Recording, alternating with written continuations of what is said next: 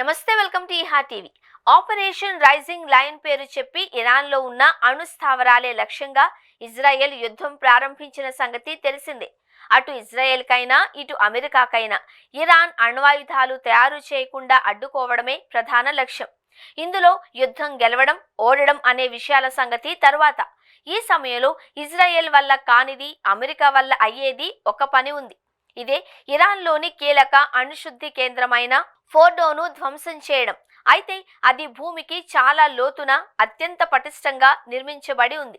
దీంతో దీన్ని ధ్వంసం చేయడం అంత ఈజీ కాదు అని, ప్రస్తుతం ఇజ్రాయెల్ వల్ల కూడా కాకపోవచ్చు అని అంటున్నారు. ఈ సమయంలో యుఎస్ ఎంట్రీ మ్యాండేటరీ అని చెబుతున్నారు. అందుకు ఓ బలమైన కారణం ఉంది. భూ ఉపరితలంపై ఉన్న లక్ష్యాలను ఏ క్షిపణులైనా ధ్వంసం చేస్తాయి, కానీ భూ ఉపరితలం నుంచి బాగా లోతుకు చొచ్చుకు వెళ్లి మరీ ధ్వంసం చేయడానికి ఉపయోగించేవే బంకర్ బస్టర్ బాంబులు. ఈ క్రమంలో అమెరికా వద్ద ప్రస్తుతం GBU-57 అనే భారీ బంకర్ బస్టర్ బాంబు ఉంది. ఈ బాంబులు ఒక్కొక్కటి 13,600 కిలోల బరువుంటాయి. దీంతో వీటితో యుఎస్ ఎంట్రీ కన్ఫర్మ్ అని సమాచారం. ఇజ్రాయెల్ క్షిపణులు ఇరాన్లో అణు స్థావరాలను ధ్వంసం చేస్తూనే ఉంది. ఈ సమయంలో అమెరికా ఎంట్రీ కూడా ఉండవచ్చు అని తెలుస్తోంది. అయితే ఈ యుద్ధంలోకి నేరుగా అమెరికా ఎంట్రీ ఇస్తే ఇరాన్తో అగ్రరాజ్యానికి కొన్ని ముప్పులు ఉన్నాయి అని అంటున్నారు పరిశీలకులు. ఇందులో భాగంగా అణుయుద్ధ నౌకలతో పాటు పశ్చిమాసియాలోని పలు దేశాలలో ఉన్న అమెరికా సైన్యం ఇబ్బందుల్లో పడుతుంది అని భావిస్తున్నారు.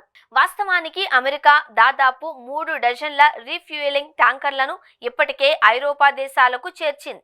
ఈ పరిస్థితుల్లో అమెరికాపై ప్రతి దాడి చేయాలి అంటే ఇరాన్ తన క్షిపణులను సుమారు 10,000 కిలోమీటర్లకు పైగా ప్రయాణించేలా ప్రయోగించాలి. కానీ అంత సామర్థ్యం ఉన్న మిసైల్స్ ఇరాన్ వద్ద లేవు. అయితే దీనికి ప్రత్యామ్నాయ వ్యూహం ఇరాన్ వద్ద ఉంది అని, అదే అమెరికాకు చెక్మేట్ అని చెబుతూ ఉంటారు. ఇందులో భాగంగా ఇరాన్కు మద్దతున్న హూతీలు ఇరాక్, సిరియాలోని సాయుధ ముఠాలు ఎర్ర సముద్రంలోని అమెరికా నౌకలపై దాడులు ప్రారంభించే అవకాశం ఉంది అంటున్నారు. ఆ పరిస్థితుల్లో ఇరాన్ కూడా హర్మూజ్ జలసంధిలో అండర్ వాటర్ మైన్స్ ను పెట్టే అవకాశాలు ఉన్నాయి అని చెబుతున్నారు. దీంతో ఇప్పటికే పర్షియన్ గల్ఫ్ లో స్థావరాల వద్ద ఉన్న అమెరికా యుద్ధ నౌకలు బయటకు వెళ్లే వీలు లేకుండా ఇరుక్కుపోతాయి. ఇదే సమయంలో Iraq, UAE, Jordan, Saudi Arabia, ఖతార్లో ఉన్న సుమారు 40,000 మంది అమెరికా మిలిటరీ సిబ్బంది ప్రమాదంలో పడతారు అని చెబుతున్నారు.